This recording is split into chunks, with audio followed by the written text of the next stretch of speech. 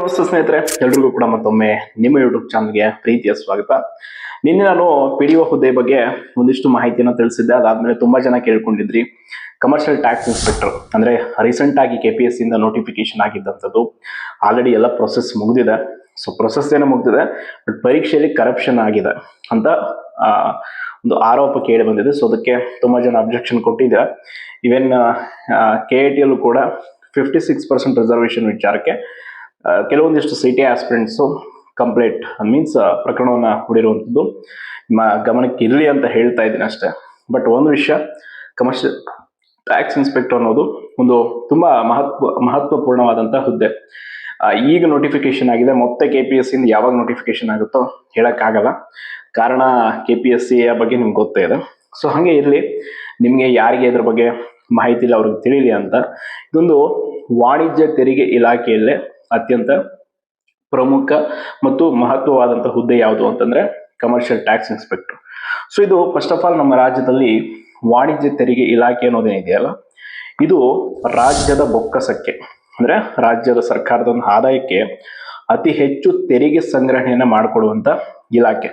ಯಾಕೆ ಹೆಚ್ಚು ಟ್ಯಾಕ್ಸ್ ಇದಕ್ಕೆ ಬರುತ್ತೆ ಅಂತಂದ್ರೆ, ಈ ವಾಣಿಜ್ಯ ವ್ಯಾಪಾರಗಳಿಗೆ ಸಂಬಂಧಪಟ್ಟಾಗೆ ಏನೆಲ್ಲ ಮಳಿಗೆಗಳಾಗಿರ್ಬೋದು, ಏನೆಲ್ಲ ಇದೆಯಲ್ಲ ಅದೆಲ್ಲದರ ತೆರಿಗೆಯನ್ನ ಈ ಕಮರ್ಷಿಯಲ್ ಟ್ಯಾಕ್ಸ್ ಡಿಪಾರ್ಟ್ಮೆಂಟ್ ಕಲೆಕ್ಟ್ ಮಾಡುತ್ತೆ. ಸೊ ಅದರಲ್ಲಿ ಮೊದಲನೇದು GST, goods and service tax ಏನಿದೆ ಅದೆಲ್ಲವನ್ನ ಕೂಡ ಈ ಕಮರ್ಷಿಯಲ್ ಟ್ಯಾಕ್ಸ್ ಡಿಪಾರ್ಟ್ಮೆಂಟೇ ಕಲೆಕ್ಟ್ ಮಾಡುವಂಥದ್ದು. ಅಂಡ್ ಅದರ ಜೊತೆ ಲೈಸೆನ್ಸ್ ರಿನ್ಯೂವಲ್, ಅಂದ್ರೆ ಈಗ ಕೆಲವರು ವ್ಯಾಪಾರಿಗಳಿಗೆ ಸುಮ್ಮನೆ ವ್ಯಾಪಾರ ಮಾಡೋದಕ್ಕಾಗಲ್ಲ. ಪ್ರತಿಯೊಂದು ವ್ಯಾಪಾರದ ಮಳಿಗೆಗೂ ಕೂಡ ಒಂದು ಲೈಸೆನ್ಸ್ ಅಂತ ಇರುತ್ತೆ. ಅವರಿಗೆ ಒಂದು ಲೈಸೆನ್ಸ್ ಅನ್ನು ಕೊಡೋದಾಗಿರ್ಬೋದು, ಅದನ್ನ ನವೀಕರಣ ಮಾಡೋದಾಗಿರ್ಬೋದು, ಅಥವಾ ಅದನ್ನ ರದ್ದುಪಡಿಸುವಂತ ಅಧಿಕಾರ ಈ ಕಮರ್ಷಿಯಲ್ ಟ್ಯಾಕ್ಸ್ ಡಿಪಾರ್ಟ್ಮೆಂಟ್ಗೆ ಇರುತ್ತೆ. ಅಂಡ್ ಎಲ್ಲದಕ್ಕಿಂತ ಹೆಚ್ಚಾಗಿ ತೆರಿಗೆಯನ್ನ ತಪ್ಪಿಸಿ ಕಳ್ಳಾಟ ಆಡೋರು ಇರ್ತಾರಲ್ಲ, ಈ ಟ್ಯಾಕ್ಸ್ ಕಟ್ಟದೆ ಟ್ಯಾಕ್ಸ್ ಪೇ ಮಾಡದೆ, ಸೊ ಅಂತವರ ಮೇಲೆ ದಾಳಿ ಮಾಡುವಂತ ಅಂಡ್ ಅವರ ಅಂಗಡಿ ಅಥವಾ ಏನಿರುತ್ತೆ ಅದನ್ನ ವಶಪಡಿಸಿಕೊಳ್ಳುವಂತ ಅಥವಾ ಸೀಲ್ ಮಾಡುವಂತ ಅಧಿಕಾರ ಈ ಒಂದು ಕಮರ್ಷಿಯಲ್ ಟ್ಯಾಕ್ಸ್ ಡಿಪಾರ್ಟ್ಮೆಂಟ್ ನ ಅಡಿಯಲ್ಲಿ ಬರುತ್ತೆ. ಇಷ್ಟು ಹೇಳಿದ್ಮೇಲೆ ನಿಮ್ಗೆ ಗೊತ್ತಾಗಿರ್ಬೇಕು ಇದರಲ್ಲಿ ಎಷ್ಟು ಪವರ್ಫುಲ್ ಹುದ್ದೆಗಳು. ಯಾಕೆ ಇದನ್ನ ಪ್ರತಿ ಬಾರಿ ಕೂಡ KS ಬಿಟ್ಟಾಗೂ CTO ಡೀಲ್ಗಳು ಮಾಡಕ್ ನೋಡ್ತಾರೆ? ಯಾಕಂದ್ರೆ ತುಂಬಾ powerful jobs and very high earning ಇರುವಂತದ್ದು. ನಮ್ಮೂರಲ್ಲಿ ಒಬ್ರು CTO ಆಗಿ ಒಂದು 50 ವರ್ಷಕ್ಕೆ ಒಂದು 50 ಎಕರೆ ಜಮೀನು ಮಾಡಿದ್ದಾರೆ, ನೀರಾವರಿ ಜಮೀನು. ಅಂದ್ರೆ ತಿಳ್ಕೊಂಬಿಡಿ ಯಾವ ಲೆವೆಲ್ ಆಫ್ ಕರಪ್ಷನ್ ಈ ಇಲಾಖೆ ಒಳಗಡೆ ನಡೆಯುತ್ತೆ ಅಂತ. ಆ ರೀತಿ ಇದೆ. ನಾವು ನೇರವಾಗಿ ಹೇಳ್ಬೋದು, ಅದ್ರಲ್ಲಿ ಏನ್ ಬೇರೆ ನಿನ್ನ ಆರೋಪ ಅದು ಅಂತಲ್ಲ, ನೇರವಾಗಿ ಇದೆ. ಬಟ್ ಈ ಹುದ್ದೆಗೆ ನೀವು ಆಯ್ಕೆಯಾಗಿ ಹೋದ್ರೆ ಪ್ರಾಮಾಣಿಕವಾಗಿ ಕೆಲಸ ಮಾಡಿ ಅಷ್ಟೇ, ನನ್ನ ಸಜೆಷನ್. ಎಲ್ಲರೂ ಹಂಗೆ ಆಗ್ತಾರೆ, ನೀವು ಹಂಗೆ ಆಗ್ಬೇಡಿ.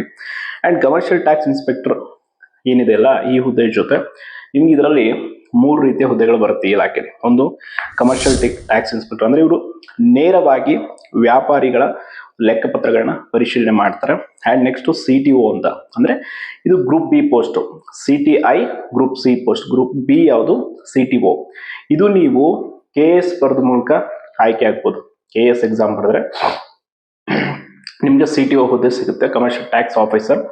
ಅದಾದ್ಮೇಲೆ deputy commissioner of commercial tax, additional commissioner, joint commissioner ಅಂತೇಳಿ ಈ ರೀತಿ ಹುದ್ದೆಗಳಿದೆ ಇದರಲ್ಲಿ. ಸೊ ನೀವಿಲ್ಲ ಮುಂದೆ ಇದು ಪ್ರಮೋಷನ್ ಆಗ್ತಾ ಹೋದಂಗೆಲ್ಲ ನಿಮ್ಗೆ ಇದು ಗೊತ್ತಾಗುತ್ತೆ. ಸೊ ಅಂಡ್ ಇದರ ಜೊತೆ ಇದು ಗ್ರೂಪ್ C ಹುದ್ದೆ CTI. ಸೊ ಇದಕ್ಕೆ ನಿಮ್ಗೆ ಸಂಬಳ ಎಷ್ಟು ಸಿಗುತ್ತೆ? ಹುದ್ದೆಗೆ ಸೇರಿದ ತಕ್ಷಣ 33,000 ಇಂದ ಅಪ್ರಾಕ್ಸಿಮೇಟ್ ಹೈಯೆಸ್ಟ್ ನಿಮಗೆ ಪೇ ಲೆವೆಲ್ ಅಂದ್ರೆ 67,000ವರೆಗೂ ನೀವು ಸ್ಯಾಲ್ರಿ ಪಡಿಬಹುದು. ಅಂಡ್ ನಿಮ್ಗೆ ಗೊತ್ತೇ ಇದೆ, allowances, house rental allowances, daily allowances, travelling allowance ಇದೆಲ್ಲ ಮಾಮೂಲಿ ಆಗಿದ್ದೇ ಇರುತ್ತೆ. ಅಂಡ್ ಒಂದು ಬೊಲೆರೋ ಕೊಡ್ತಾರೆ, ವಾಣಿಜ್ಯ ತೆರಿಗೆಗಳ ಇಲಾಖೆ ಅಂತ ಬೋರ್ಡ್ ಇರುತ್ತೆ. ಸೊ ಇದು ನಿಮಗೆ ಕಮರ್ಷಿಯಲ್ ಟ್ಯಾಕ್ಸ್ ಇನ್ಸ್ಪೆಕ್ಟರ್ ಆದ್ರೆ ಸಿಗುವಂತ ಬೆನಿಫಿಟ್. ಒಂದು 2-3 ತಿಂಗಳು ಬೇಸಿಕ್ ಟ್ರೈನಿಂಗ್, ಅಂದ್ರೆ ಯಾವ ರೀತಿ ತೆರಿಗೆಯನ್ನ ಸಂಗ್ರಹಣೆ ಮಾಡೋದು, ಅದ್ರ ಲೆಕ್ಕಪತ್ರಗಳನ್ನ ಹೆಂಗ್ ನಿರ್ವಹಿಸೋದು, ಹೆಂಗ್ ಇನ್ಸ್ಪೆಕ್ಷನ್ ಅಂದ್ರೆ ಮಾಡೋದು. ಈಗ ಪರಿಶೀಲನೆಗೆ ಹೋಗೋದಿರುತ್ತೆ. ಪರಿವೀಕ್ಷಕರು ಅಂತಂದ್ರೆ ನಾಟ್ ಓನ್ಲಿ ಬರೀ ಆಫೀಸ್ ಡ್ಯೂಟಿ ಇರಲ್ಲ, ನೀವು ಪರಿವೀಕ್ಷಕರು ಅಂದ್ರೆ ಕೆಲವೊಂದಿಷ್ಟು ಜಾಗಗಳಲ್ಲಿ ಎಲ್ಲಿ ತೆರಿಗೆ ಕಳ್ಳಾಟ ಆಡ್ತಾ ಇರ್ತಾರೆ ಅಂತಲ್ಲಿ ಹೋಗಿ ನೀವು ರೈಡ್ ಮಾಡುವಂಥದ್ದು, ಸಂಬಂಧಪಟ್ಟ ಲೈಸೆನ್ಸ್ ಚೆಕ್ ಮಾಡೋದು, ಈ ರೀತಿ ಸಣ್ಣ ಪುಟ್ಟ ಕಾರ್ಯಗಳಿರುತ್ತೆ. ಅಂಡ್ ಒತ್ತಡ ಇಟ್ಸ್ ಕಾಮನ್ ಎಲ್ಲ ಇಲಾಖೆಗಳಲ್ಲೂ ಕೂಡ, ಇದರಲ್ಲಿ ಅಷ್ಟೊಂದು ಇರಲ್ಲ ಪ್ರೆಜರ್, ನನಗೆ ಗೊತ್ತಿರೋ ಹಾಗೆ. ಸೊ ತುಂಬಾ ಚೆನ್ನಾಗಿ ವರ್ಕ್ ಮಾಡ್ಬೋದು, ಒಳ್ಳೆ ಹುದ್ದೆ. ಯಾರೆಲ್ಲ next upcoming commercial tax department ಮೇಲೆ ಫೋಕಸ್ ಮಾಡಿ ಓದ್ತಾ ಇದ್ದೀರಾ, ಅವ್ರಿಗೆ ಮತ್ತೆ ನೋಟಿಫಿಕೇಶನ್ ಯಾವಾಗ ಆಗುತ್ತೆ ನನಗೆ ಖಚಿತವಾಗಿ ಗೊತ್ತಿಲ್ಲ. ಬಟ್ KS ಯಾರು ಬರ್ತಿದ್ದೀರಾ ಅದರಲ್ಲೂ ಕೂಡ CTO ಹುದ್ದೆಗಳಿದೆ. Commercial tax department very well and ನಿಮಗೆ ವರ್ಕ್ ಮಾಡೋದಕ್ಕೂ ಕೂಡ ಒಳ್ಳೆ ಇಲಾಖೆ. And ಇದು ಟ್ರೈನ್ ನಿಮಗೆ ಬೆಂಗಳೂರಲ್ಲಿ ಇರುತ್ತೆ. ವಾಣಿಜ್ಯ ತೆರಿಗೆ ಇಲಾಖೆಗೆ ಸಂಬಂಧಪಟ್ಟ ಒಂದು ಆಡಳಿತಾತ್ಮಕ ಕಚೇರಿಯಲ್ಲೇ ಇರುತ್ತೆ. ಸೊ ಈಗ ಆಲ್ರೆಡಿ ಯಾರು ಫೈನಲ್ ಲಿಸ್ಟಲ್ಲಿ ಬಂದಿದ್ದೀರಾ ಅವ್ರಿಗೆ ನೆಕ್ಸ್ಟು ಏನೇನಿರುತ್ತೆ ಪ್ರೊಸೆಸ್ ಅಂತ ಹೇಳ್ತೀನಿ. ಬಟ್ ಅದರ ಜೊತೆ KT ಕೂಡ ಇದ್ರ ಬಗ್ಗೆ ಪ್ರಕರಣ ಹೂಡಿದ್ದಾರೆ. ಅದು ಎಷ್ಟು ಮಟ್ಟಿಗೆ ಇದಕ್ಕೆ ಇಂಪ್ಯಾಕ್ಟ್ ಆಗುತ್ತೆ ನನಗದು ಕನ್ಫರ್ಮ್ ಆಗಿ ಗೊತ್ತಿಲ್ಲ. ಬಟ್ ಇಷ್ಟು ಕಮರ್ಷಿಯಲ್ ಟ್ಯಾಕ್ಸ್ ಡಿಪಾರ್ಟ್ಮೆಂಟ್ನ ಒಂದು ಹುದ್ದೆಗಳ ಮಾಹಿತಿ.